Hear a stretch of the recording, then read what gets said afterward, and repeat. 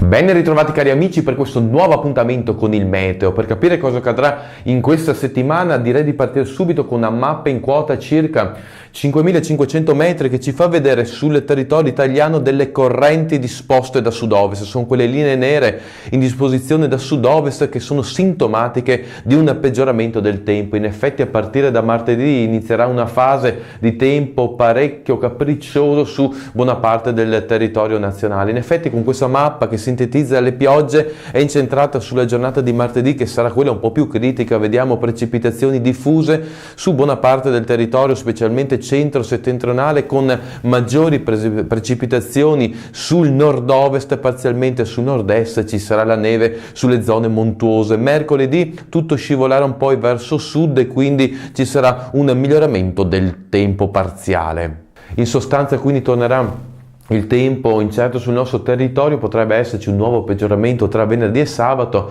però per quanto riguarda il freddo sembra ancora latitante. Per ora ho detto tutto, auguro a voi tutti una buona settimana e se avete tempo e voglia ci vediamo nel prossimo appuntamento.